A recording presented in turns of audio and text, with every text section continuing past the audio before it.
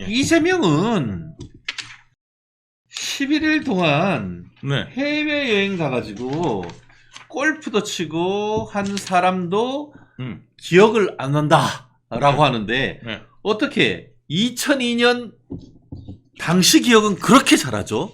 네, 그러니까요. 뭐냐면 저는 선택적 이게 지금 이게 좀 이해가 안 가요. 네. 그러니까 선택적 기억 상실이거나 예. 아니면 선택적 그러니까 안면 인식 장애거나 예. 아닐까 싶습니다. 예, 그리고 이재명이 기억력이 좋아요. 예, 잘 기억합니다. 뭐 자기 필요한 거는 엄청 잘 기억하고 예. 자기가 필요하지 않은 거는 불리한 거는 기억을 못 하겠습니다. 이제 이런데 대장동 어저께 이 재판만 있었던 게 아니라 대장동 재판도 있었다고 그랬잖아요. 맞아요. 대장동 재판은 제가 직접 참여한 재판에 네네. 거기에 뭐냐면 실무자 중에서 이제 뭘 했던 실무자냐면 예. 그러니까 말하자면 이제 검찰에서 예. 이제 이야기하는 뭐냐면 이제 뭐를 만들었냐면 우리가 좀 더 많이 가져와야 되는 거 아닙니까 해가지고 예 추가 이득을 가져오자 했던 거를 제안했던 그 담당 예 실무자가 왔어요. 증인으로. 자, 그 증인한테 저희 변호사가 물었습니다. 물었습니다. 뭐라고 물었느냐? 당시 성남시가 저도 물어봤고 당시 이제 성남시에서 자 공무원들 있잖아요. 이거 이제 왜 물어봤냐면 소문이라는 게 이 성남이 바닥이 좁아가지고 공무원 세계에서도 소문이 쫙 나고 그 다음에 예를 들어서 뭐가 하면은 금방금방 소문이 나요. 자 그래가지고 이제 그 소문 관련돼서도 이제 있고 해가지고 이제 저희가 물어봤는데 자 성남시가 만약에 이제 실무적으로 권한이 있는 거를 우리가 뭔가를 요구를 해요. 성남시에다가 요구를 하려고 그러면 성남시 담당자들하고 우리 담당자들하고 회의를 해가지고 우리 요구를 관철을 시켜야 되잖아요. 그게 이제 올라가야 될 거 아니에요. 그러니까 위에서 그러니까 그 탑다운 방식도 있겠지만 보톤업 방식도 있잖아요. 그렇죠. 그러니까 이게 밑에서 위로. 이게 병행이 돼야 되거든요. 보통 이제 그래가지고 이제 이런 것들을 이제 했는데 그 실무자한테 우리 마음대로 이재명 몰래 무언가를 할 수 있느냐 이렇게 물었어요. 그렇죠. 이재명 그랬더니만 답이 뭐예요? 불가능하다. 불가능하다. 이유는 뭐냐면 성남시에도 귀가 다 있고 얼마 안 있으면 다 들고 난다. 그렇지. 왜냐하면 우리는 의회에다도 보고해야 된다. 이 사업 내용을 의회에다가도 다 보고해야 되기 그렇죠. 때문에 실질적으로 그러니까 지방자치단체에서는 시장의 권력도 굉장히 중요하지만 모든 거의 그 실질적 허가권 중에 상당수를 의회가 가지고 있잖아요. 예. 그래서 이재명이가 어떻게든 해가지고 다들 할 때 시의회를 구워 삼는 과정에서 각종 비리가 있었던 거 아닙니까? 맞습니다. 그래서 의원들도 많은 걸 뭐 요구하기도 하고 뭐 그렇잖아요. 이제 보통 이제 다 의회들이 다 그래요. 근데 의회에다가 아주 세세하게 보고를 다 해야 돼요. 그런데 세세하게 보고를 의회에다가도 다 하고 만약에 거짓 보고하면 난리가 나는 일이고 이건 뭐 처벌받는 일인데 담당자들이 그걸 다 준비하거든요. 그러니까 이거를 뭐 성남시를 속이기커녕 의회를 속일 수도 없어요. 그렇죠. 그렇기 때문에 의회에서도 어차피 이야기 되고 이 사업 내용이나 이런 것들은 공무원들도 세세하게 보기 때문에 이런 내용들을 만약에 성남시장이 몰랐다? 이게 불가능하다. 그렇죠. 말도 안 되는 이야기다. 그 이야기가 어제 법정에서 증언으로 나왔습니다. 그렇죠. 그러니까 이재명이 여태까지 했던 거는 그러니까 성남시 어떤 그 상황을 국민들이 모르잖아요. 개딸들도 모르잖아. 그렇지. 그러니까 그런 지지자들을 향해 갖고 제가 이재명 저를 속이려고 유동규가 저 업자들하고 짜고 한 일입니다. 이딴 소리를 하는 거예요. 이 부분과 관련해가지고 제가 뭐 양념입니다만 얘기를 드리죠. 성남 바닥이 좁아가지고요. 다 알아요. 그래서 어떤 일이 있었죠? 이재명이가 성남시장 될 때부터 형님 하면서 선거 캠프 뒤 다 봐주고 했던 사람이 누굽니까? 김인섭 아닙니까? 김인섭이 했던 횟집이 뭐다? 나루도. 왜 나루도 할 땐 나루도인데요. 성남시 공무원들이 얼마나 냄새를 잘 맡는지 아시죠? 거기가 허가방이라고 해서 백현동 사업 뒤에서 뒷돈 해주고 그 정바울이한테 74억인가 돈 받아먹었다 해가지고 깜빵 갔는 인간 아닙니까? 네. 그거 하는 것들 그런 걸 싹 다 하니까 성남시 공무원들이 어디에서 회식을 했게요? 나루도 나로도 예. 날라도 예. 그럴 만큼 성남시 공무원들이 빠삭하게 다 알았던 거 아닙니까? 그거를 지금 와서 손바닥으로 하늘을 가리려고 하니까 그게 됩니까, 그게? 예. 맞습니다. 그러니까 뭐냐면 공무원들이 거기를 왜 나루도를 가겠습니까? 예. 그 나루도를 안 가면은 나르지를 못하니까 그러니까. 나루도를 가야 되잖아요. 성남시 안에서 공무원들이 성공하려면 나루도를 가야 돼요. 그렇지. 예. 그랬던 것인데 그거를 지금 와가지고 손바닥으로 하늘을 가려? 예. 아유, 천벌 받는다. 천벌 받아. 승진하려고 그래도 네. 나루도에 잘 보여야 돼요. 네. 공무원들이. 네. 예. 네. 그러니까 나루도를 공무원들이 갈 수밖에 없겠죠. 그렇죠. 그 나루도를 가갖고 거기 이제 나루도 사장인 김인섭한테 눈도장을 딱 찍어야 네. 왔어 이제 해야 그렇죠. 이제 뭐냐면 거기서 이제 공무원 사기에서 나루도 한단 말이에요. 야, 예. 이건 뭐 성남시 법인카드 나로도에서 많이 더 긁었겠네. 예, 그럼요. 예, 많이 긁었어요. 예.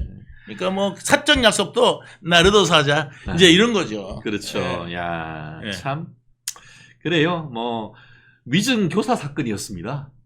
위증 교사 사건에서 댓글 중에 쏙 들어오는 게 위증 교사 사건에서 위증하라고 교사한 것 아니냐 이런 얘기가 나오더라고요. 그게 이 재판뿐만 아니라 예. 선거법 위반 재판에 예. 증인으로 출석한 애도 예. 위증 가능성이 높은 발언들을 했어요. 예, 예. 그러니까 이제 뭐냐면 검찰에서 선서하고 증인 선서하면 위증이 되는 거 아시죠? 예. 라는 거를 경고를 몇 차례 주고 예, 예.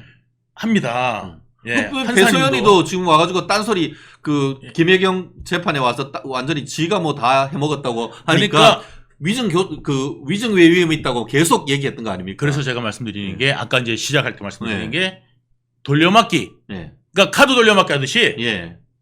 뭐냐면 당장 이걸 부도가 나니까 말하자면 뭘로 막는다? 위증을 위증으로 막는. 그렇죠. 여는 돌려막기. 그런 위증 돌려막기. 예. 그러다가 다 깜빵 가버렸잖아. 다 깜빵 갔죠. 지금 지금 유 본부장님 저기 어디 김영희 재판과 관련해가지고 2명이 구속되고. 2명이 구속되고. 그다음에 예. 또 이화영 관련돼서는 3명이 3명이 구속되고. 구속되고 다 위증하다가. 예, 위증하다가. 예. 예, 그래가지고 3명이 지금 그때 이제 저기 어쨌든 예. 그렇게 됐고 위증 예. 관련돼서 그렇게 됐죠. 그리고 이번에는 어제 했던 재판은 그런 식으로 위증 교사했는데 위증하고 나서 잘못했습니다 라고 해서 이재명이가 위증 교사 혐의로 좀 재판받고 있는 거고요. 그 다음에 이재명은 위증 교사로 재판을 받고 있고, 예. 그 다음에 이화영은 3명이 위증으로 또 되고, 깜빵 갔고. 그 다음에 깜빵 가고, 그 다음에 저 사람은 관련해가지고는. 김용도 2명이 지금 깜빵 그렇죠. 갔고, 예. 그러니까 아주 위증 교사당입니다 이게. 그리고 예. 제가 지난번에 소개시켜드렸다시피 이 민주당 당 차원에서 이런 위증 교사단을 만드는 그 팀을 운영했다는 거 아닙니까? 그렇죠. 결국 우리나라의 방탄소년단은 대한민국을 빛내고 있는데 이 위증 교사단은 대한민국의 빛만 지금 지게 하고 있는 그런 상황이네요. 그러니까 이거. 그 문건까지 나왔어요. 예. 그러니까 검찰 압수수색 하면서 예. 민주당 당 차원에서 예. 그러니까 이재명 예. 거기 민주연구원 원장이었던 이한주가 포함되어 있다 이 말이에요. 맞아요. 예. 그 이한주가 옛날 경기연구원 거기에 했고. 기자, 예. 변호사, 예. 지금 국회의원님 변호사까지 있어요. 국회의원이 공천 받았어요. 예. 그 안에 들어가 있던 변호사가 공천을 받아갖고 지금 법사위에 가 있습니다. 네. 그래가지고 그 사람들이 뭐를 했느냐면은 그 당시에 뭐냐면 김용을 드래곤을 위하여 해가지고 이 텔레그램 방도 만들고 그래가지고 우리가 조국은 못 구했지만 이재명은 구합시다 해가지고 자 잘 조작해보겠다고 자기들끼리 언론인들도 거기 포함되어 있었단 말이죠. 그 팀을 운영했던 게 문건이 나왔습니다. 진짜 압수수색 과정에서. 이게 대한민국 정부의 지원을 받는 네. 공당이냐 이런 네. 생각이 정말 비판받지 않을 수 없는데요.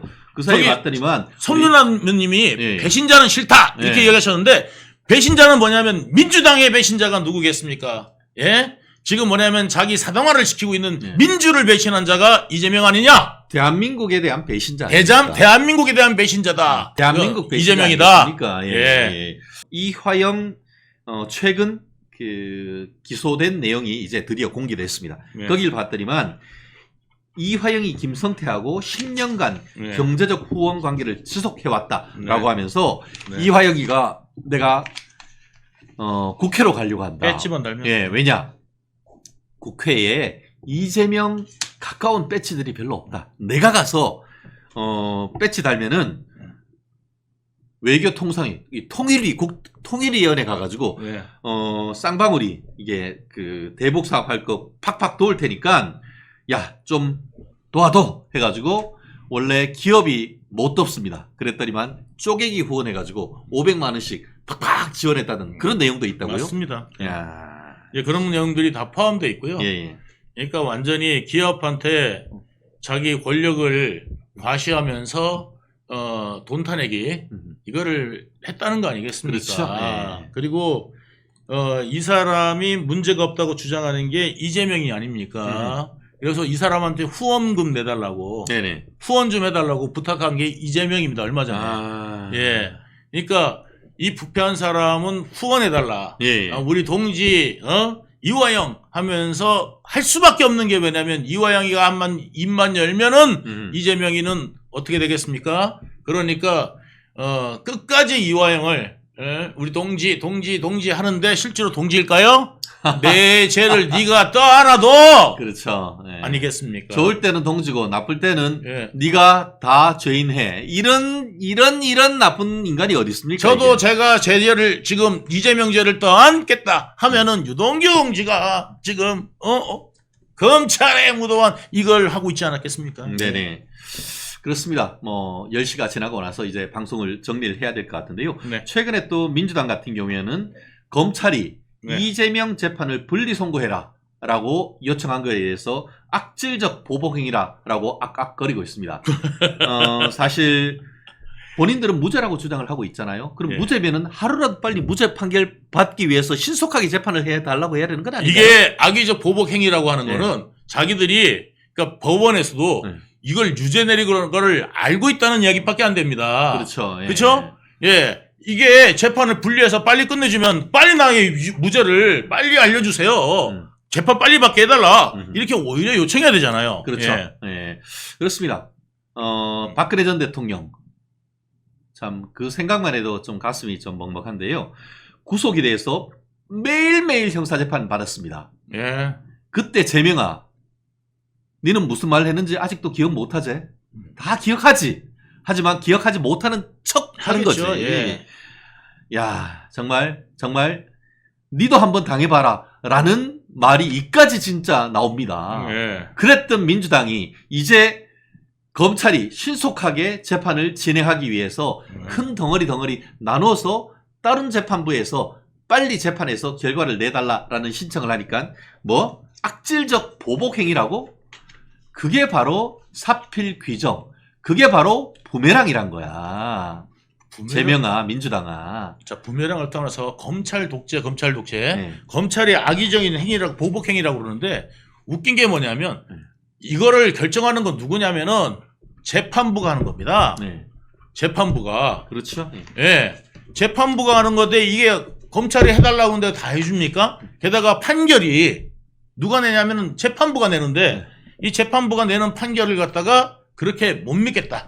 이제 하는 거잖아요. 그렇죠. 예. 네. 자기들이 이게 유죄를 자기들도 확신하고 있다. 네. 여러분들 그렇게 보시면 될 것 같습니다. 그렇습니다. 수요일 날 과방이 나갔던 소감, 그 당시 분위기, 또 그 당시 이 기자님 눈으로 본 이진숙 어땠는지 한번 좀 얘기해 주시죠. 일단은 이진숙 그 후보자는 방통위원장 후보자는 제가 봤을 때는 방통위원장보다 더 좋은 자리를 가셔도 잘하실 것 같더라고요. 왜냐하면 원칙적으로 답변을 잘하시고 또 민주당 지금 국회의원들이 이제 공격하는 부분이 뭐냐면요.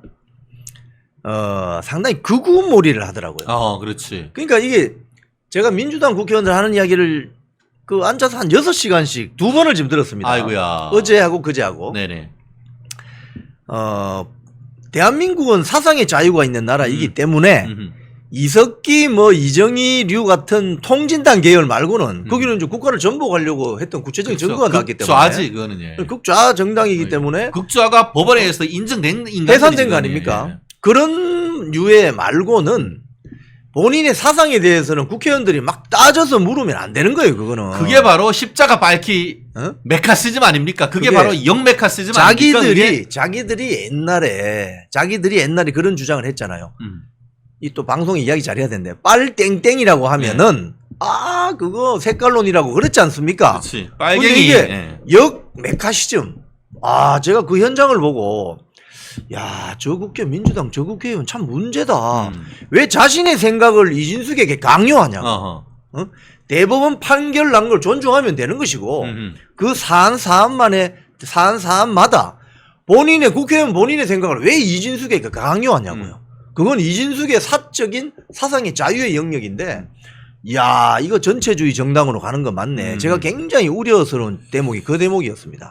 그 대목이었고 그다음에 이제 MBC에 대해서도 좀 우려스러운 걸 제가 발견을 했는데 그래요. 예.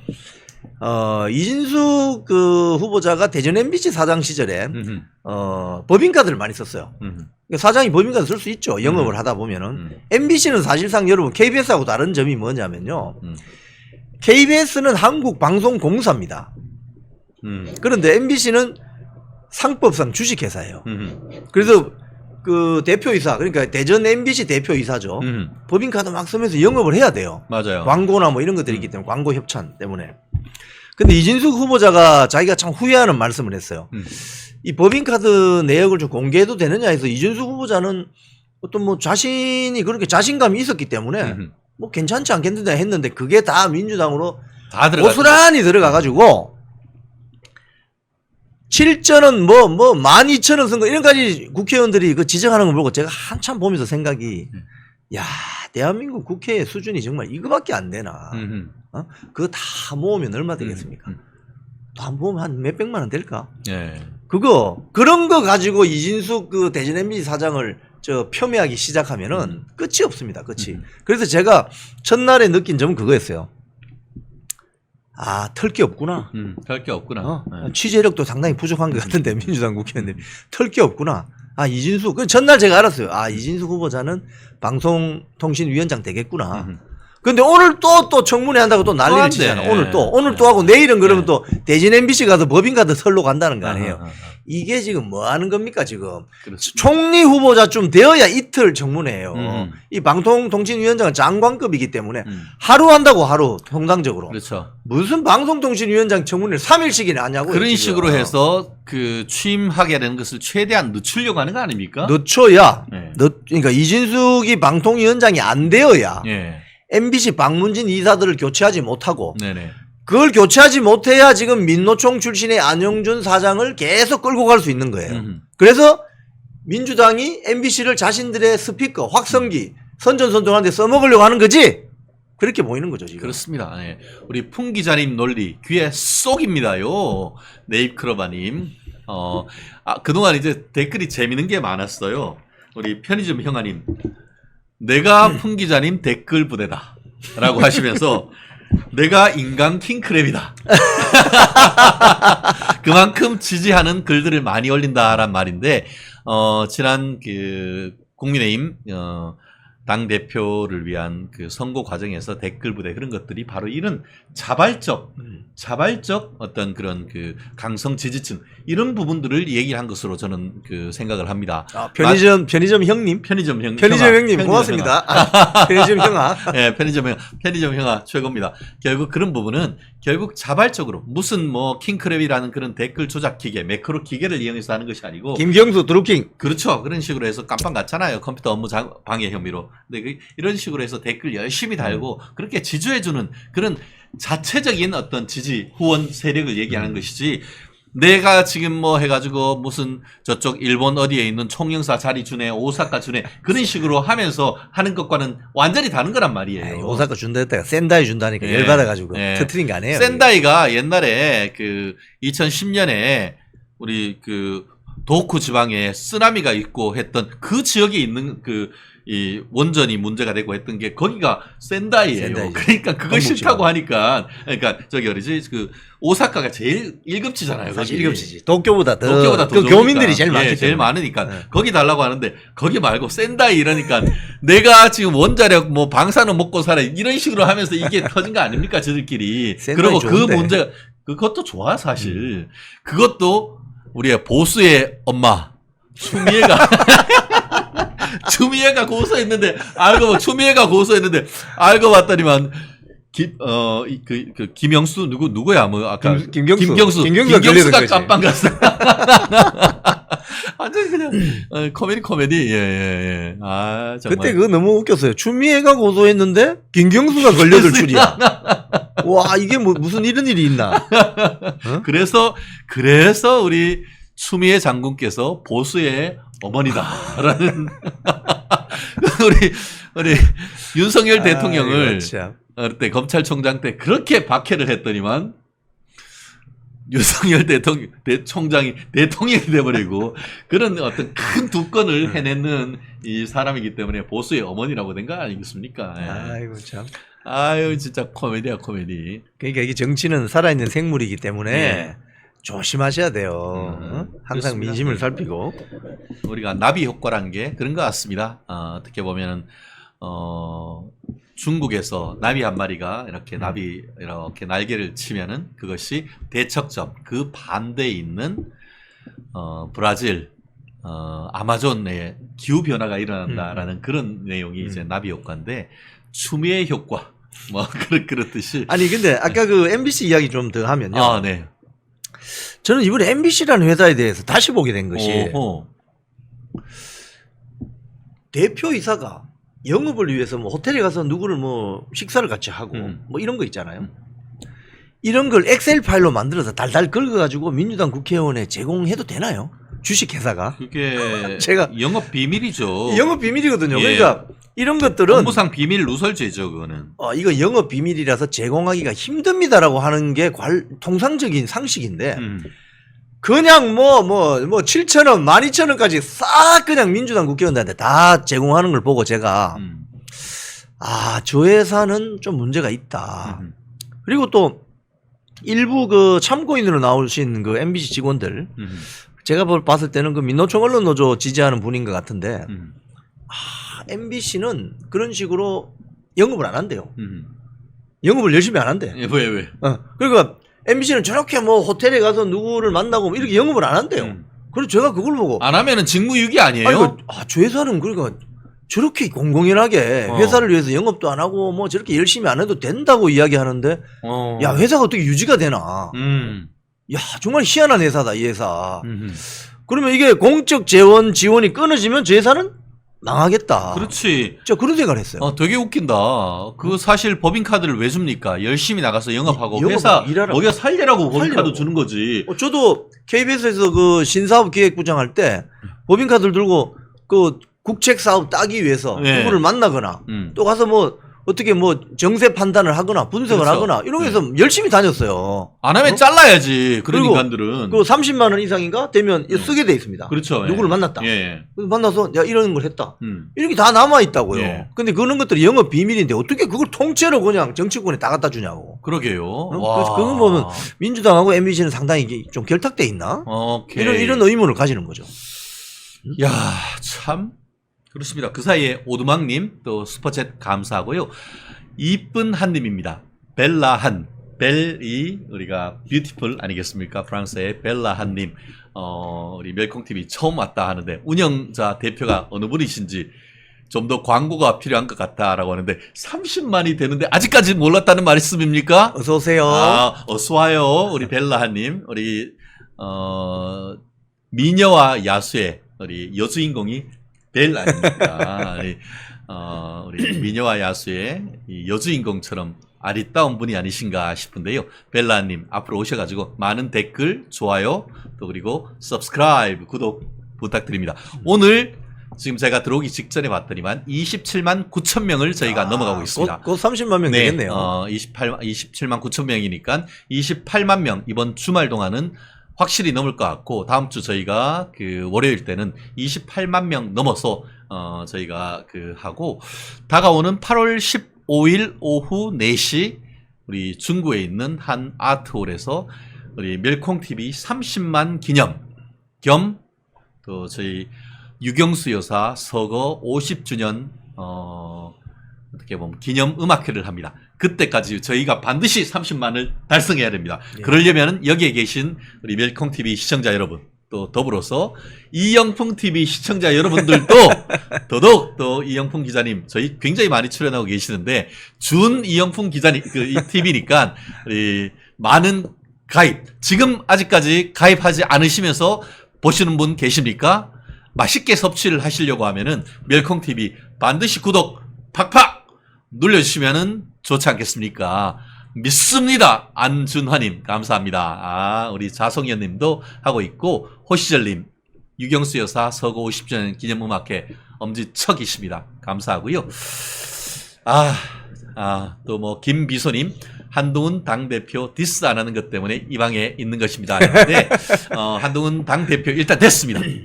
저도 사실 텔레그램이나 전화로 서로 의견을 주고받는 관계인데요. 조금 더 이제 그 한동훈 체제가 안정화가 되고 하면은 저희가 이 자리에 꼭 한번 모시고자 합니다.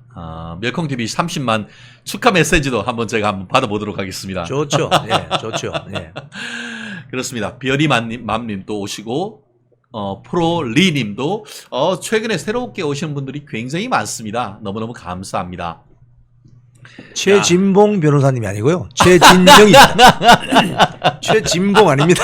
최진봉은 최진영. 예, 그 민주당에서 그 추천을 받아서 방송통신위원회에 한번 꼭 되고 싶어하는 우리 목사님이라고 주장하고 계시는 목사님이셔요. 예, 저하고 친합니다. 교수님이고 실제 최진영과 최진봉 둘이 나오면은 진행자가 헷갈립니다.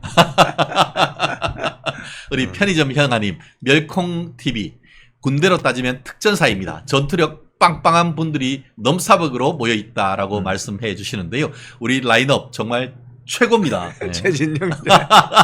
최진봉은 싫다. 감사합니다. 네네. 그래요. 우리 깔람님 영풍TV 취소했는데 다시 구독. 좋습니다. 멸콩TV, 영풍TV 다들 봐주시면 감사하겠습니다.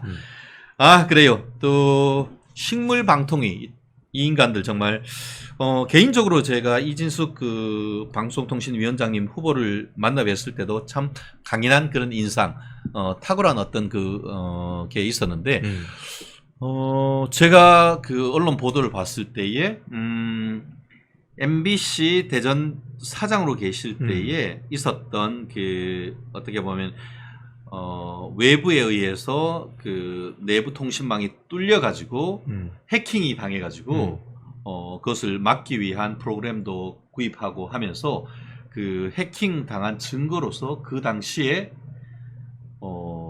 이명박 대통령 때였다 보니까 예. 이명박 대통령을 뭐 쥐박이다 이런 식으로 굉장히 비난했던 거 아닙니까? 그래서 식당 메뉴를 뭐 쥐먹이니 뭐니 했던 그런 식으로 했던 것을 이렇게 그 피켓으로 만들어 가지고 네. 이렇게 제시를 하니까 최민희가 그거 내려 뭐 이렇게 했던 그런 부분도 있는데 그것도 좀 설명해 주시죠. 어제 보니까 그 최민희 과방위원장이 예. 진행을 상당히 편파적으로 했어요.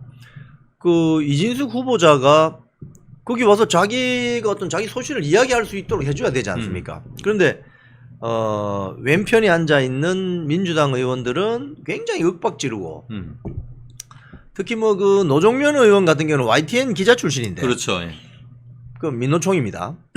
본인이 해직됐잖아. 자기도 그런 사람이 아니 그 이준식 이진숙 그 후보자에게 아주 큰 소리로 호통을 치면서 하는 거 보니까 제가 야, 저 사람 한 40년 전에 국회의원, 40년 전 국회 보는 것 같더라고요. 그러니까 시대착오적 인간이죠. 결국, 시대착오적 인간. 결국 뭐 미안하다고 뭐 사과는 했는데 거기는 호통치는 자리가 아니잖아요.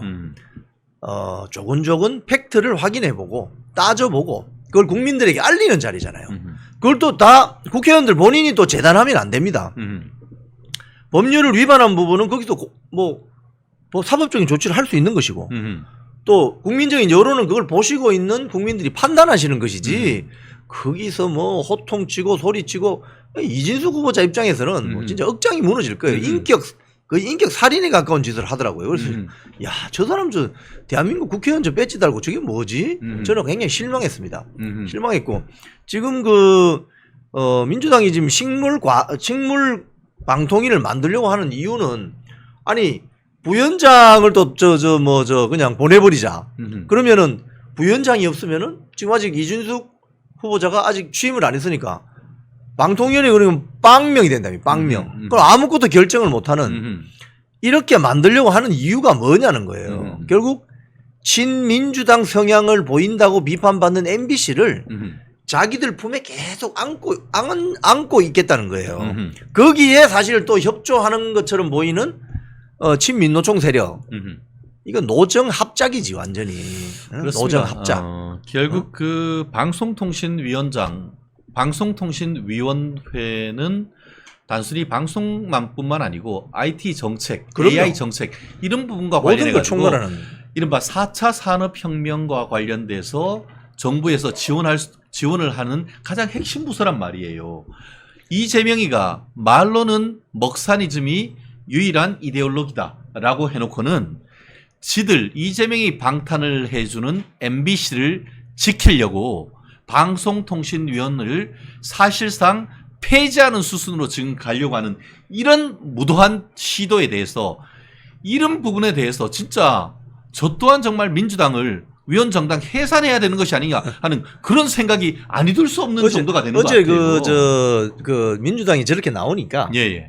국민의힘의 신성범 의원이라고 있습니다. 신성범 의원님. 거창 존경합니다. 합천 함양 산청. 예, 며칠 전에도 뵀어요. 네, 신성범 의원이 뭐라고 하냐면은 아니 그렇게 할 것 같으면 아예 그 방송통신위원회 해체법을 만들자. 그렇지, 여러분 민주당 여러분이 그렇게 이야기하면 심지어 그런 이야기까지 하더라고요. 그래서 참 저런 반응이 나올 만하다. 그런 생각을 했죠. 윤석열 대통령과 한동훈 대표 용산회동 이게 삼겹살로 당정대 통합하겠다라는 메시지를 담았다고 하는데 그 막전 마크 좀 소개시켜 주시죠. 일단은 어제 대통령실에서 먼저 이렇게 식사 자리를 하자라고 제안을 했고 거기에 이제 당대표 낙선자들까지 그러니까 뭐 나경원 대표라든지 원희룡 전 장관 나 대표님은 우리 대통령님 바로 옆에 앉으셨더라고요. 그리고 이제 윤상현 의원 이렇게 참석을 했고 그다음에 최고위원들은 당선자들 그리고 청년 최고 당선자까지 그 또 황우엽 비대위 체제 또 이 비대위원들 해서 맞습니다. 27명이 지금 참석했다라고 나오고요. 네네. 그리고 어제 뭐 분위기는 이제 식사 자리에서 뭐 이렇게 담소도 나누고 건배사들도 하고 그랬다라고 합니다. 방금 전에 제가 이제 뭐 통화하면서 왔는데요. 네, 그리고 이걸 갖고 이제 또 민주당이 욕을 하기 시작했어요.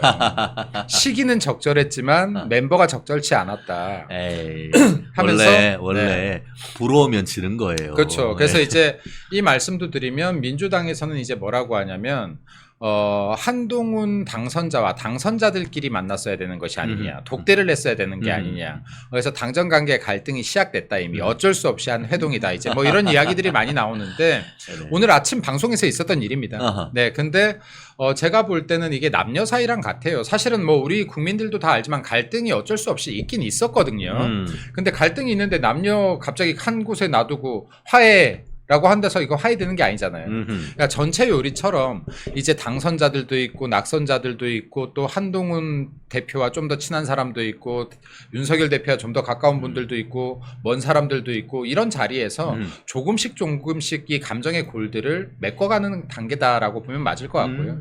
빠른 시간 내에 한동훈 대표와도 회담 자리, 독대 자리들이 만들어질 것으로 예상하고 그럴 것이라고 합니다. 네, 그렇습니다. 우리 롤라님 민주당은 뭘 해도 삐딱. 저게 정답이죠. 뭘 해도 삐딱할 그렇죠. 거니까 민주당이 하는 말 신경 쓸 필요 없습니다. 네네. 무엇을 하든 삐딱할 거예요. 그렇습니다. 결국 민주당의 전략은 EEJ 전략인 것이죠. 쉽게 말하면은 36개 중에 2관계. 그것 아니겠습니까? 결국 원팀 한 배를 탔는 그런 모습을 어떻게든 내부 이간을 통해 가지고 결국 적점 분열을 일으켜서 자신들의 이익을 보기 위한 그런 전략에 우리가 놀아나면 안 될 것 같은데요. 어제 그 제가 알기로는 그 전당대회가 있기 전날인가 그 전현직 대통령실 비서실장님들과 함께 윤 대통령께서 같이 식사를 하시고 그 자리에서 전현직 비서실장님들이 오늘 바로 좀 최대한 빠른 시간 내에 전당대회 출마자분들하고 같이 한번 식사하면 어떻겠습니까? 제안을 했고 전격적으로 그러면은 다음날 바로 한번 모여서 식사를 합시다라는 제안을 해서 어제 그렇게 됐다고 이게 하는데요. 굉장히 의미 있는 건게요. 지금 어쨌든 간에 전당대회 동안에 후보들 간의 갈등의 골이 있었어요. 그럼요. 예. 그러면 지금 부인할 수 이걸 없죠. 네. 대통령이 이 분들을 모아서 지금 화합의 자리를 만들어 준 거예요. 그럼 대통령 발언 중에 어떤 게 있냐면 당내 선거는 끝난과 동시에 잊어야 된다. 그렇죠. 네, 이건 화합하라는 말이거든요. 그러면 그렇죠. 다른 후보들한테 또 한동훈 당대표에게 힘을 모아주라는 전언이기도 해요. 더 이상 갈등을 멈추고 힘을 모아줘라라는 그렇죠. 전언이기도 예. 합니다.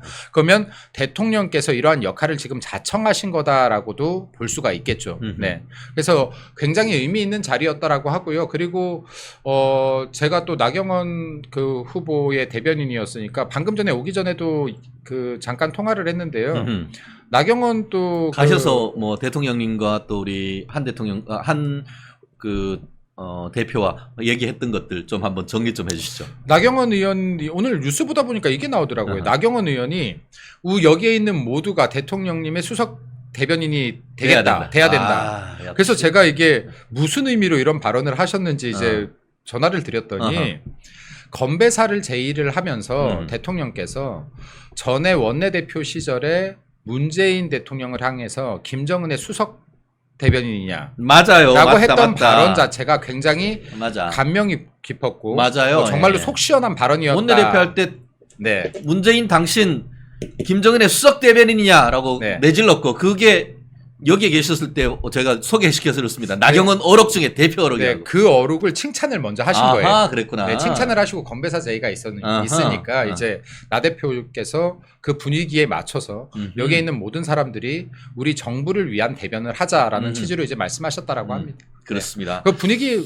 괜찮았던 것 같습니다. 그렇습니다. 정말 다른 건 몰라도 우리 윤석열 대통령님의 그 형님 리더십 이런 부분은 확실하잖아요. 그럼요. 그러니까 네. 이제 더 이상 싸우지 말고 합시다. 그렇죠. 이렇게 중재하신 거죠. 예, 그렇습니다. 우리 김희수님, 양순영님, 나경원 화이팅. 역시나 나경원.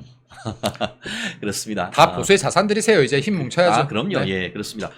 그리고 어제 또 여러 가지 메뉴가 있었는데 이 삼겹살에 이 모듬쌈 뭐 이런 게 있었다고 하는데 그 의미도 있었다고요? 삼겹살은요 아무나랑 같이 못 먹는 음식인 것 같아요. 그러니까 삼겹살은 흔한 음식이기도 하고 그리고 아주 소고기처럼 비싸거나 무거운 음식도 아닌데 삼겹살만큼은 아무나랑 못 먹는 음식 같아요. 그러니까 이건 적당히 친분이 있어야 그렇죠. 되고 왜냐면 기름도 튀고 그렇죠. 쌈도 예. 싸 먹어야 예. 되고 이게 번잡스럽거든요. 예. 그러면 이게 그래도 친분이 전제돼야 되는 것인데 그만큼 친분과 화합을 강조하는 메뉴가 아니었나 생각됩니다. 그렇습니다. 그리고 또 이게 삼겹살이 한 겹, 두 겹, 3겹, 3겹이잖아요. 그게 당정대. 요거의 화합을 의미하는 것이다. 어떻게 그런 이렇게 얘기도. 해석을 잘할 수가 있죠? 아니 그러니까 우리가 이게 만약에 오겹살 나온 거 아니에요? 좋은 부위로? 오겹살은 뭐 저의 베들레헴이 오겹살이고 예, 어제는 아마 그 맛있고 네. 또 고소한 한국산 한돈 삼겹살이 아유, 아니냐 해석 너무 싶고요. 좋습니다. 지금 그런 메뉴는 또 윤석열 대통령이 또 직접 고르셨다라는 아유, 그런 얘기가 네. 있고요. 뭐 후문에는 이제 또 그 보통 우리가 화합을 위해서는 저게 있잖아요. 그 비빔밥을 하는데 같이 모였는데 그냥 비빔밥만 먹기는 조금 아쉽고 하니까 특히 저녁이니까 또 이렇게 하고 건배도 또 우리 윤 대통령께서는 또 맥주 한 잔, 또 한동훈 우리 대표는 콜라 한 잔 이렇게 해가지고 했다라고 하는데 어쨌든 당동벌이 같은 거는 같게 상대방의 취향은 존중해주면서 거기에서 같은 공통 부분을 만들어가는 그런 모습이 참 좋았던 것 어제 같아요. 식사 자리에 또 한동훈 당대표를 배려해서 제로 콜라도 놓여져 있었다고 합니다. 네. 그러니까요. 야, 그래요. 참. 야, 아무튼 뭐 기분 좋다. 옛날에 뭐 노무현 대통령이 얘기했던 뭐 말이 기억나는데 기분 좋다. 뭐 이런 걸로 좀 되는 것 같아요. 여기 정치인들도 다 사람이에요. 그럼요. 사람이라서요. 여기에 자주 얼굴 보고 그리고 같이 밥도 먹고 소주도 한 잔 나눠야 감정도 오해는 풀고 또 화합할 건 화합되고 합니다. 그래서 이런 시간들이 좀 더 그 자주 있었으면 좋겠어요. 네. 그렇습니다. 네. 이런 모임 사실은 정례화해야 되는 거 아닙니까? 실제로 이제 여러 가지 그 예측도 있었는데 뭐 민주당도 얘기를 하고 있습니다만 또 전부 다 모이긴 모였습니다만 따로 잠시라도 또 윤석열 대통령과 한동훈 대표의 독대 같은 게 있었다는 그런 얘기는 없던가요? 뭐 독대에 있었다는 이야기는 안 나오는데요. 독대 자리가 곧 만들어질 것 같아요. 그러니까 이게 어제 자리에서 뭐 다 같이 밥 먹고 삼겹살 먹는 자리에서 잠깐 독대한다라고 하면 이거 아주 짧은 이야기가 되지 않겠습니까? 근데 어제 자리가 제가 아까도 말씀드렸지만 전체 요리와 같다. 에피타이저였다. 그렇죠. 네. 예. 그러면 그래도 서로 간에 어깨 두드려주고 고생했다라고 말해주고 감정선을 좀 녹여놓은 다음에 그래도 1대1로 독대가 일어나지 않을까 싶습니다. 네. 그렇습니다. 사실 뭐 우리의 보통 사람의 어떤 평범한 말씀에 진리가 있는데 사랑은 내리사랑이라고 합니다. 어떻게 보면 대통령께서 서로 안아주고 서로 이렇게 화합해주는 그런 촉매 역할, 그 어떤 분들보다 그 윤 대통령의 성정이 그런 부분이 있어서 그래서 이제 검찰에서도 따르는 사람들이 많았다라고 하는데 비록 짧은 시간에 또 정치계에 들어와서 바로 대통령이 되셨습니다만 그런 어떤 사람들과의 관계 속에 어떤 화합을 이렇게 만들어내는 그런 부분에 있어서는 윤 대통령의 아주 큰 장점이 아닌가 싶어요. 예를 들어요. 이런 게 있어요. 그러니까 대화가 정말 필요하고 자주 소통이 필요한 게 제가 여기에 어떤 모임을 갔더니 만약에 그런 일이 없지만 최진영 변호사님 욕을 하는 분위기라고 있어요. 막 다들. 예. 그럼 내가 이걸 변론을 할 때요. 100을 변론하면 변론이 안 먹혀요. 그러면 2를 동조해주고 8을 변론해야 돼. 때로는 3을 동조해주고 7을 변론해야지 아 최진영이 그런 사람이 아니구나가 내 목적이 달성이 돼요. 최진영 변호가 되는 거 아닙니까? 근데 이게 100을 다 변론하려고 그러면 이거 안 먹히는 거예요.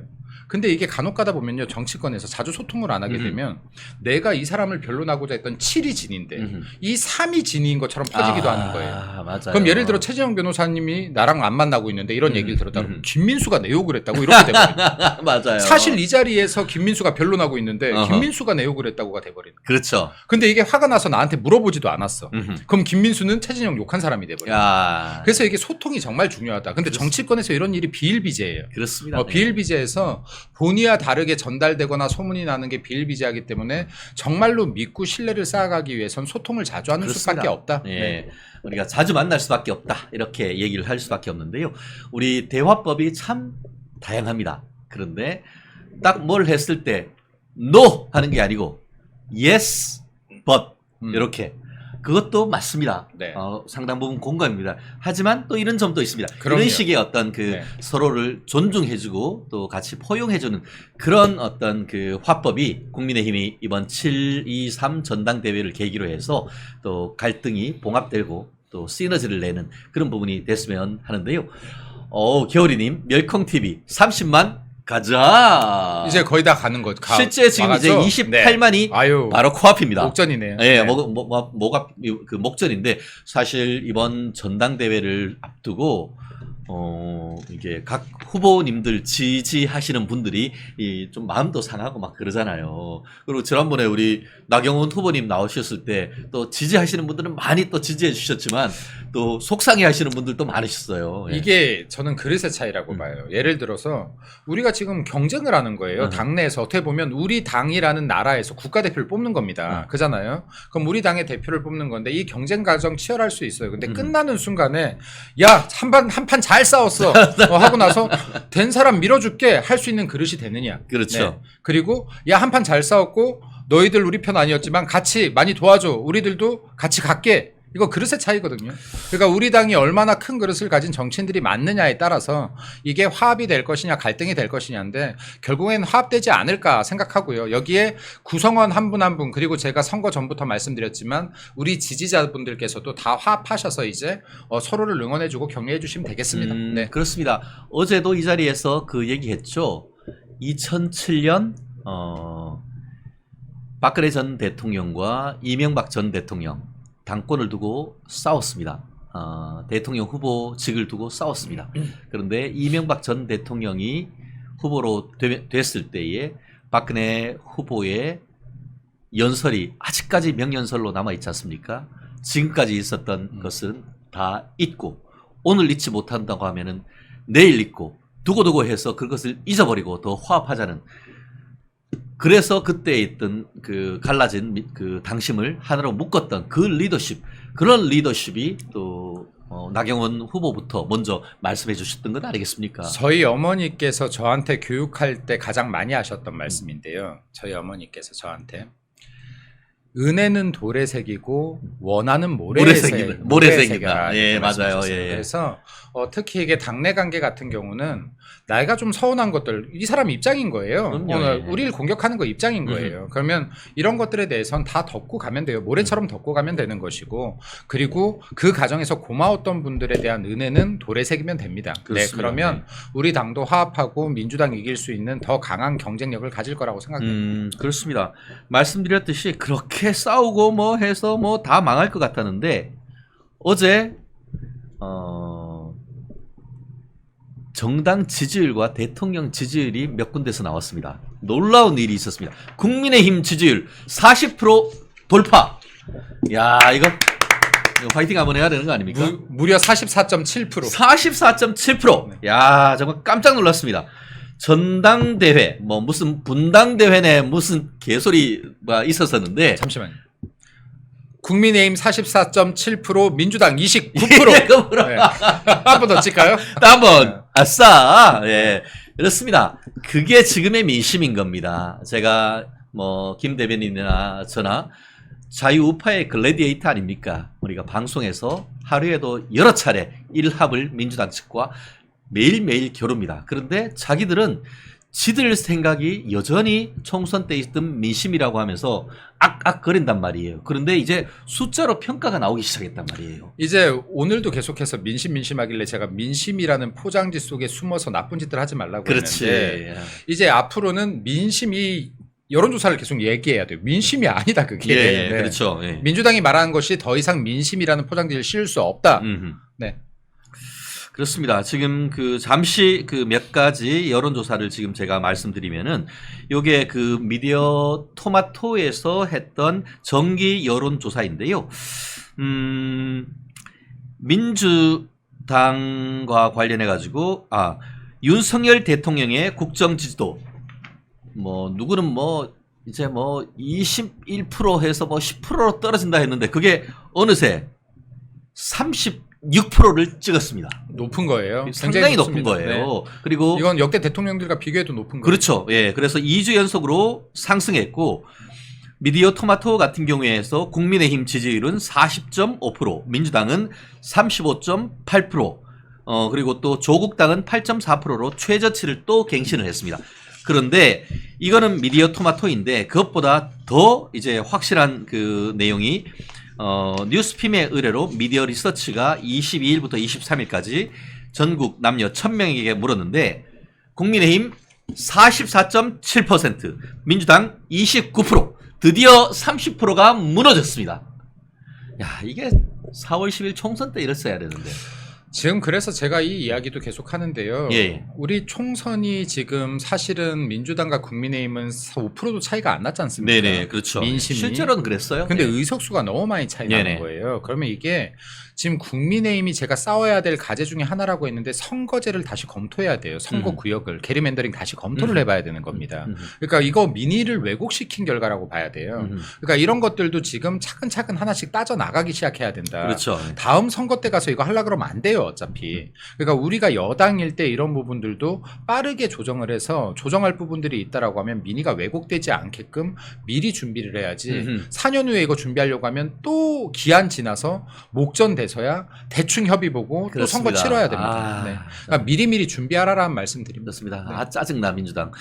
어쨌든 그리고 이게 지금 사실 뉴스 토마토 같은 경우는 상당히 이게 왼쪽 매체예요. 네. 왼쪽 매체인데 여론조사 같은 경우 정확도를 꽤 높이 보거든요. 예, 예. 왜냐하면 표본수가 항상 많아요. 그렇습니다. 여기는 예. 1000명 이하 표본을 예. 잘 안 써요. 예. 네, 그래서 지금 그럼에도 불구하고 약간 자총 매체라고 하더라도 그럼에도 불구하고 지금 국민의힘 지지율이 40%가 넘는다. 네네. 민주당보다 월등히 높다. 네, 하는 것들 보여주고 있네요. 네. 사실 제가 미디어 토마토 뉴스토마토에는 제가 한 3년 동안 실론을 썼었습니다. 네. 그렇기 때문에 뉴스토마토는 제가 잘 압니다. 어쨌든 뉴스토마토가 조차도, 얘기했던 것은 이렇게 나왔다는 것은 실제 이것보다 더 국민의 지지율이 높았으면 높았지 그럼요. 결코 낮진 않은 그럼요. 것이고 네. 미디어핌 같은 경우에는 뭐 약간 자유우파적인 어떤 의견이 좀 있는 쪽인데 말씀드렸듯이 미디어핌에서 의뢰내는 것은 거의 45%의 국민의힘 지지율이 나왔고 뉴스토마토는 이제 40.5%. 그러니까 둘을 산술 평균을 하면은 한 40%에서 45% 그 사이 어디쯤인가 지금 국민의힘 지지율이 가는데 아주 흥미로운 것은 뭐냐면은 서울 지역에서의 국민의힘 지지율이 상당히 높다는 이 부분이 눈길이 가더라고요. 이것 플러스 지금 하나 더 눈길이 가는 건 뉴스핌 걸로 이제 보면요. 조국 혁신당과 민주당을 더해도 우리 당 지지율이 안 된다. 맨날 지금 그 네. 민주당 패널들이 우리 민주당이 낮지만 조국까지 합치면 국민의힘보다 더 높아요. 이렇게 얘기했잖아요. 네. 네. 그러니까 조국 혁신당을 더해도 안 된다 하는 게 지금 굉장히 의미 있는 또 한 번 수치이고. 해야겠네, 이거. 네, 그렇죠. 네. 골든 크로스. 네. 예. 그리고 지금 이 부분을 이제 어떻게 유지해 갈 것이냐가 굉장히 중요할 것 같아요. 그러니까 우리 당이 지금 이런 지지율이 나오면요 또 고개를 쳐드는 경향이 있습니다. 고개 절대 쳐들지 말고 그렇죠. 지금 이 민의를 이 여론조사를 이 지지도를 더 유지하기 위해서 어떻게 해나가야 될 것이냐, 국민 눈높이 어떻게 맞추고 국민 눈높이에 맞는 어떤 정책들로 더 긍정적인 평가들을 이끌어낼 것이냐를 진짜로 이제 고민해야 될 시점이다라는 말씀드리고 싶습니다. 그렇습니다. 네. 그 말이 있죠. 골프하고 정치는 머리 쳐들면 죽는다. 전 골프랑 비교하는 것도 적절치 않다고 봐요, 사실은. 골프 오비니까. 네, 근데 골프 고개 쳐드는 게 아니라 이거 두더지 게임이다, 정치는. 네. 들면 맞는다라고 들면 보면 맞는다. 돼요. 고개 들면 맞는다고 보면 돼요. 비슷하게 그냥. 맞는다. 그러니까 아예 고개 들 생각하지 마라. 잠깐도 까딱도 들 생각하지 마라. 네. 그렇습니다. 결국 국민의힘 이번 7.23 전당대회 같은 경우에는 이른바 플러스 컨벤션 효과가 톡톡히 나타나고 있다 이렇게 얘기를 할 수 있는 것 같은데요. 사실 그 좌파들 같은 경우에는 국민의힘 내부에 어떻게 보면 뭐 폭로선 정당대회다 서로 돌아올 수 없는 강을 건넜다라고 하지만 오히려 그런 상황 속에서 자유우파 지지자들이 더 결집하는 그런 효과가 있었고 또 그런 치열한 경쟁을 보내면서 그중에 새로운 리더를 뽑는 과정에서 중도 표심들도 저것 봐라 좀 더 젊은 사람들 이제 뽑는 거 보고 뭔가 변화가 시작되나 보다 하는 그런 게 있다 보니까 수도권 민심도 견인되어 오는 그런 효과가 있는 것 같아요. 네, 그런 효과 분명히 있을 것 같고요. 그리고 지금 일단은 이렇게 긍정적인 평가들이 나왔다에 만족하지 말고 이걸 더 견인해 가야 된다. 그렇죠. 여기에 집중해야 되고요. 예. 또 한편으로는 민주당이 어떤 공격을 해올지 예상하고 대책하고 예비해야 됩니다. 그러니까 민주당이 지금 이제 벌써 여기 한동훈 당대표가 당선된 지 지금 하루도 안 지나서요. 최상병 특검법 그리고 한동훈 인간들아. 특검법, 김건희 특검법 지금 다 때려 밀어붙이고 있거든요. 그리고 지금 우리가 전당대회 때 나왔던 많은 이런 논란거리들을 가지고 공격해 들어올 겁니다. 그러니까 이런 부분들도 예측을 하고 지금 대비하셔야 된다. 대비하고 뭉쳐야 된다. 그러지 않으면 이것도 이 여론조사가 며칠 있다가 뒤바뀔지 모릅니다. 그러니까 충분히 대비하고 대응을 미리미리 하자라는 말씀도 드립니다. 그렇습니다. 예전에 이재명이가 경기지사 당선된 직후에 본인 선거 캠프에서 각종 언론들하고 인터뷰를 했습니다. 그러다가 기자가 물었어요. 책임질 일이 있으면 책임진다고 했는데 그 말이 뭔가요? 했더니만 나 그런 적 한 적 없어요. 하더니만 안 들려. 끊어! 하면서 얘기 뭐 했어요? 예의가 없어. 예의가. 이런 얘기를 했잖아요. 이 인간들이 예의가 없는 거 아니에요? 원래 허니문 기간이라는 게 있잖아요. 당대표가 당선되고 대통령이 당선되면은 그래도 처음에는 축하하는 척이라도 해주고 해야 되는데 당대표 되자마자 그 다음날 한동훈 특검법을 발의한다? 이런 게 인간입니까? 그러니까 그 방송국에 대고 이재명 당대표가 지금 당시에 이렇게 말했잖아요. 이것들이 예의가 없다. 예. 이재명 당대표는 예의만 없는 게 아니라요. 예의도 없고 양심도 없고 양심도 없고 영치도 싸가지도 없고. 예. 세 가지가 없네. 네, 그런 말도 해도 되나요? 뭐 사가지도 없고 뭐 이러니까 다 없다 보니까 그런 경우가 없어요. 그러니까 경우가 기대하지 없구나. 않아야 될 건 기대하지 말자. 네. 네. 그래. 굳이 논평할 가치도 없다. 논평할 가치가 없다 진짜. 내 입이 네. 더러워지는 거지. 네. 예. 그냥 아유 제가 그렇지 뭐 하고 넘어가면 원래 그런 거지. 성내야. 네. 그래도 그러지 마라. 네. 이런 말을 하고 싶네요. 맞아요. 예. 아니 아유. 참 어지간히 하죠, 그죠? 예, 웬간히 해라 이런 말이 참 저절로 나는 것 같습니다. 그러니 국민들한테서 이제 30%도 아니고 29% 지지율 가는 거 아니야. 아유 정말 잘 나갈 때 조심하라고. 그렇습니다. 말씀드린 것처럼 당의 지지율만 40% 돌파한 게 아닙니다. 아까 얘기한 것처럼 윤석열 대통령의 지지율도 36%로 지금 올라가고 있는데 최근에 그 체코의 원전, 우리나라 한국 원전이 프랑스 원전을 이기고 팀 코리아가 25조라나 되는 어떤 그런 수익을 따냈고, 또 이번에도 같은 경우에는 또 분열된 리더십을 화합으로 이끄는 그런 형님 리더십을 보여주는 가운데 이게 어느 정도까지 계속 갈 수가 있을까요? 이거 박수 한번 쳐드려요. 그러니까 지금 윤석열 파이팅 한번 해. 윤석열 화이팅! 파이팅! 네. 윤석열 대통령은 민주당의 폄하로 인해서 너무 저평가돼 있다. 그러니까 제가 이게 지금 어떤 방송을 나가든지 간에 윤석열 대통령의 지금 이런 외교 정책이나요. 그리고 미래 산업에 대한 지금 적극적인 내가 영업사원이다. 네. 대한민국 1호 네. 영업사원. 네. 지금 이런 정책들은 사실은 역대 대통령이 못했던 거예요. 이거 찾아보면요. 박정희 대통령 정도를 소환할 수 있을 것 같아요. 박정희 대통령이 몸으로 영업을 했던 분 아닙니까? 그렇죠. 근데 예. 독일 가고 지금, 네. 미국 가고 정말. 맞습니다. 예. 윤석열 대통령이 박정희 대통령의 이런 부분을 존경한다고 했던 부분이에요. 그리고 이거 지금 몸으로 다시 실천하고 있는 거예요. 근데 이런 부분들이 지금 매체가 얼마나 발달돼 있습니까? 이거 띄워줘야 된다니까요. 그러니까 편파 방송이에요, 이거. 윤석열 대통령의 행보들이 안 나와요.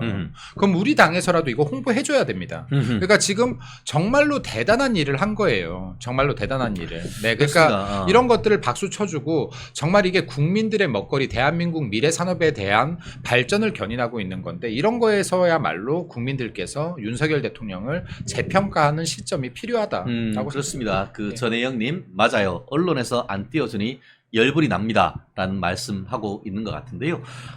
사실 제가 말씀드렸듯이 2009년 12월이었습니까?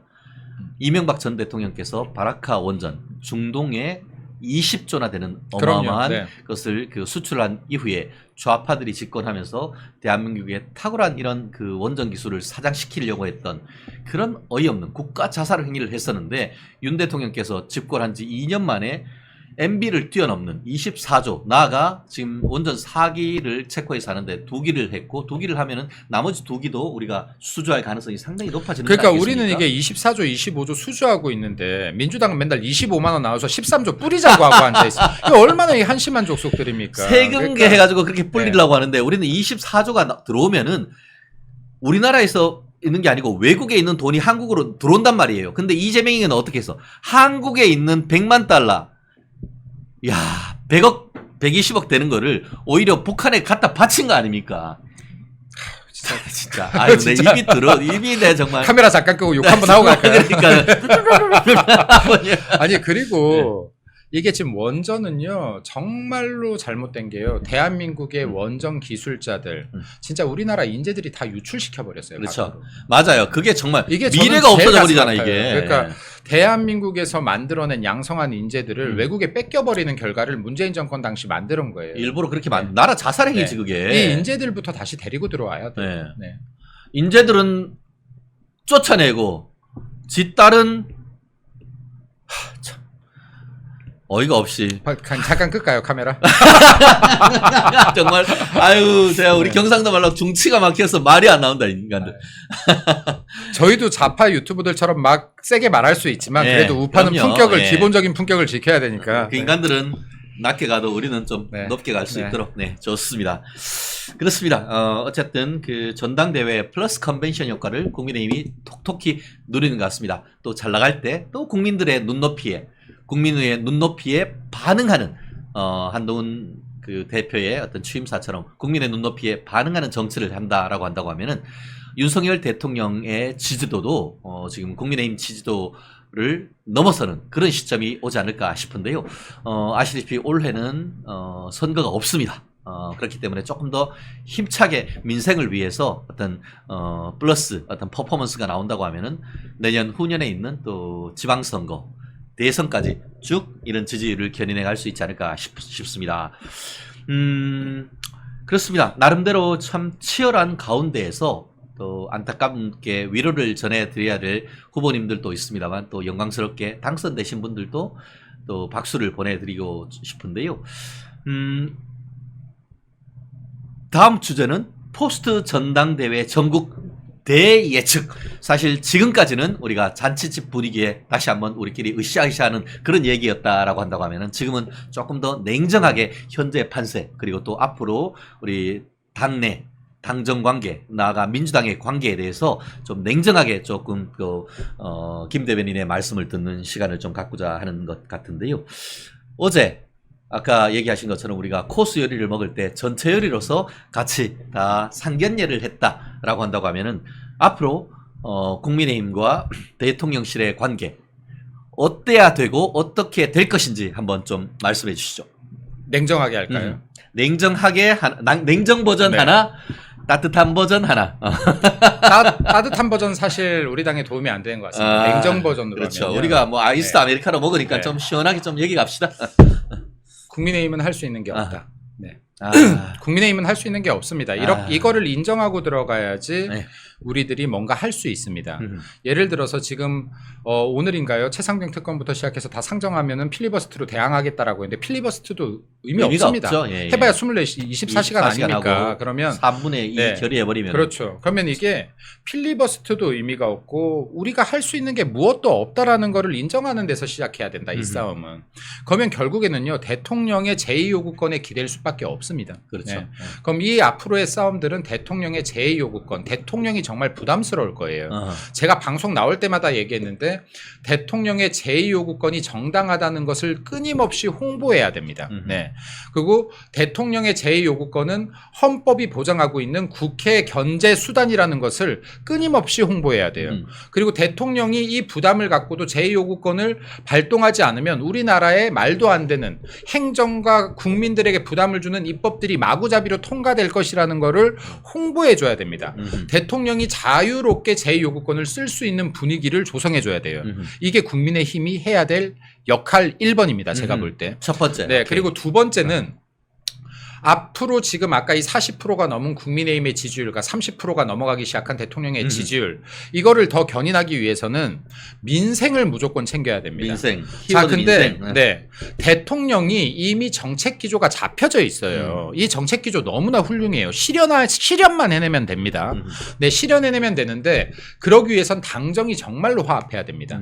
대통령의 정책 방향에 대해서도 홍보해줘야 됩니다. 윤석열 정권이 성공할 수 있게끔 만들어야 돼요. 제가 예견 하나 해볼까요? 국민의힘이 지금 새로운 당대표 체제로 바뀌었습니다. 그럼 이제 뭐 생길까요?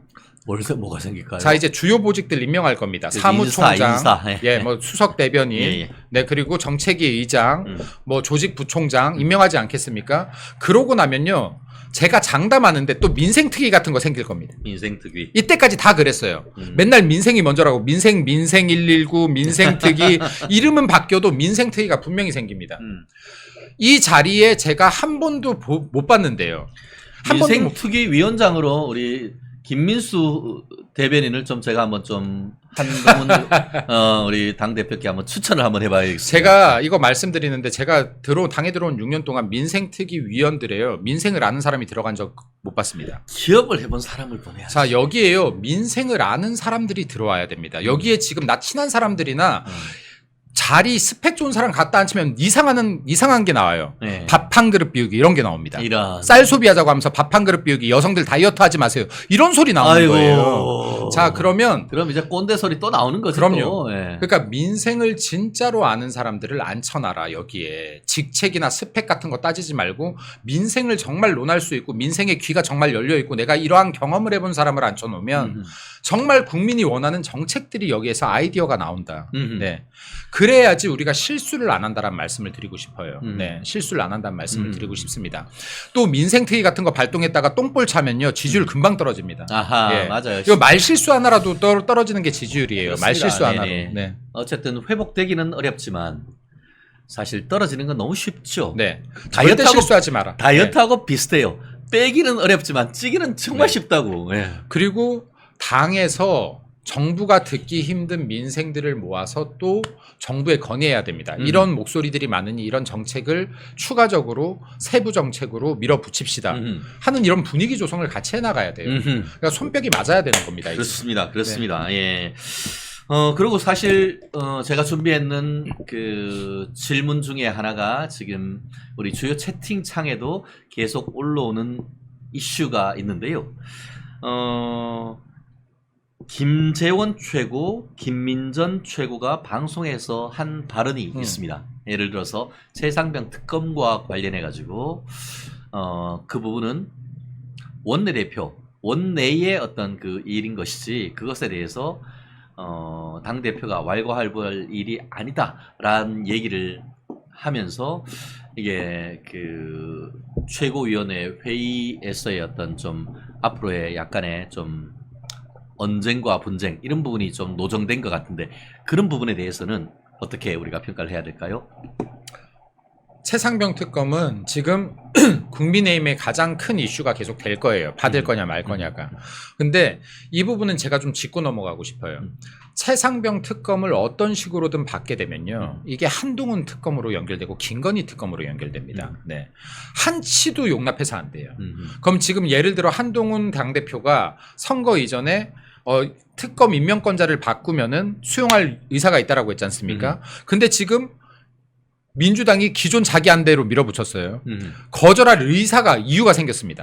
네, 거절할 명분이 만들어졌어요. 그럼요. 네, 그럼 한동훈 지금 당대표는 니네들 내가 제안한 거 아니라 기존 방향식대로 그대로 밀어붙이니까 나 이제 전면 철회. 그렇죠. 이거 최상병 특검 안 그렇죠. 받아. 네.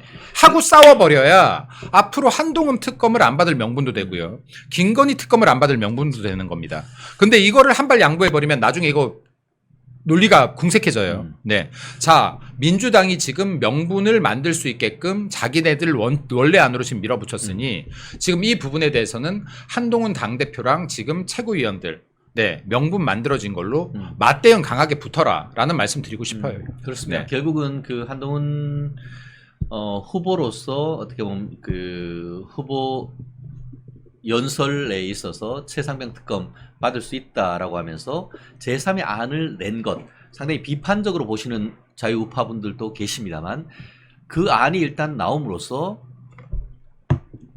민주당의 안이 얼마나 불합리하고 얼마나 위헌적인지를 국민들한테 각인시키는 효과가 있었고 지금 안을 그렇게 던졌음에도 불구하고 결국 제사보다 제밥에 관심이 있다라는 것을 스스로 밝힌 것 아닙니까? 맞습니다. 그렇기 때문에 결국 윤석열 대통령께서 민주당이 발의하고 있는 이 최상병 특검을 재차 제2 요구할 수 있는 명분이 더 높아지는 것이죠. 지금 민주당이요. 이거 제가 좀 읽어드릴게요. 민주당이 지금 한동훈 당대표가 되고 나서 우리 당에 요구한 거예요. 아까 말처럼 축하 인사도 제대로 안 해놓고 뭐 요구가 많아요. 방송 장악 중단해라. 네, 코미디다 코미디.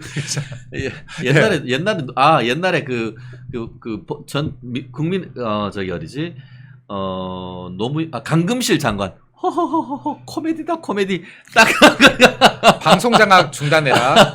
그리고 최상병 특검, 김건희 특검 받아라. 네. 그다음에 이게 제일 웃겨요. 네. 윤명 한복 당정 관계 거부한다. 윤명 항복이 뭐냐면요. 윤석열이 명령하고 한동훈이 복종한다예요. 지금 이번 전당대회를 보고도 이런 소리를 해요. 그래서 제가 이거 심해 아니야 이거? 아침에 제가 TV조선에서 이런 말을 했어요. 명명 전복이다. 여기 이재명이가 명령하니 전체가 다 복종한다. 명령 개복 아니에요? 명령 전복하다가 민주당 전복할 것이다. 그러니까 이게 진짜로 민주당이 아무 생각 없이 말 내뱉고 있어요. 네. 근데 지금 민주당의 공격 패턴 우리가 알잖아요. 그렇죠. 민주당은 그냥 없는 일도 만들고 말꼬리 하나 잡고 늘어지고 할 것인데요. 최상병 특검 이번에 우리들이 거절할 수 있는 명분을 민주당에서 만들었습니다. 이 기회 놓치지 말고 강하게 맞부딪혀야 됩니다. 좋습니다. 네.